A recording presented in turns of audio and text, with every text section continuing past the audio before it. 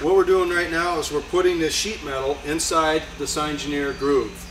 And what we've done here is we're going to put them together, align it up down here in the corners, and tape it in place temporarily. Okay? We're going to slip the sheet metal in here, line it up, and tape that, and line up the other side. There you go. You just waddle it in there, and boom, boom. There, it's looking good. You good? And take a piece of tape, and the tape is just temporary to keep the sheet metal from slipping around until you tack weld it. And what we're going to end up doing is we're going to end up putting a little tack just to hold the sheet metal from sliding around. The sheet metal doesn't need to be tack welded all along, just a couple tacks to hold it in place. That's all it needs. Alright, in this corner here, what we have is this sheet metal.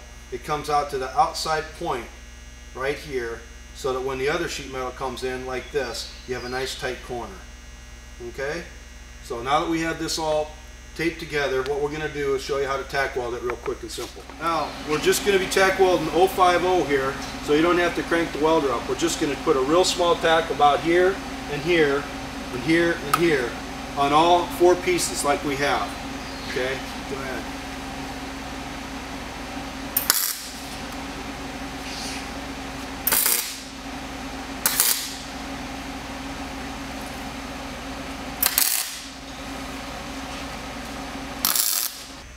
On the side pieces, this sheet metal is on the inside lip here of this inside groove.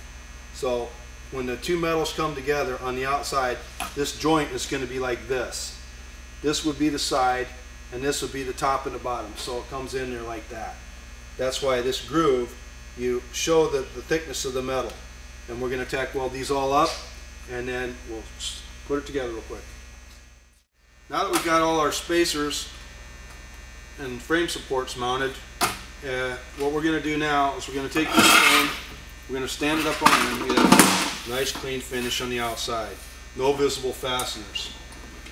We're going to take this thing and we're going to stand it up on end like this, and we're going to take the pieces, and we're going to take these corners, and we're going to end up taping this thing together like this for temporary.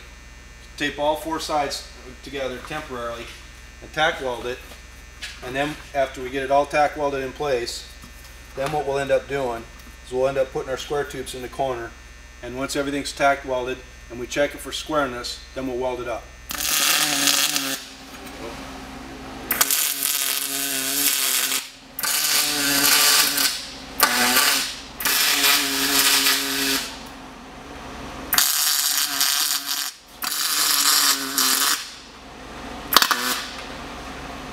Now that we've got it tack welded together, we're going to take our sheet metal, in this case it's the 050, with the senior beam it'd be 090, but we're going to take this and line it up and touch it, feel it on the outside, and we're going to put a series of about 3 tacks along in here.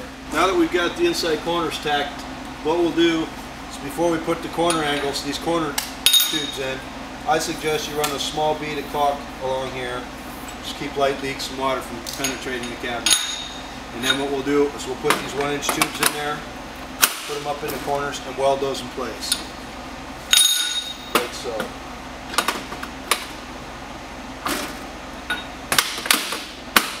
Nice and snug. Now what we're going to do is, because of the fact that some places don't have sheet metal brakes, we're taking a 1/16 inch 1x1 angle, and we're going to place that in the corner like so. And we're going to put a tack weld down in here. On the opposite side it'd be like in here. And so therefore when this sheet metal that we have here goes in and it goes down on top of it, it won't cave in when you put the lamps onto it in any direction. So what we're going to do right now is we're going to take these and tack weld these in all 4 corners. If you have a sheet metal brake, you can cut this thing, the sheet metal, the raceway metal, a 1/2 inch, 3/4 inch longer, and put a broken edge on here, and then it'll go around. It'll serve the same purpose, but in this case we're just putting these in because we don't have access to a finger tooth brake or a brake. Now we've got our lamps knocked out on our sheet metal, and And we'll take this stuff up in here and place it in place, like so. And you pretty much wrap it up. Take some textures, put some textures in along here, launch your ballast. And this is the basic concept on how this stuff works.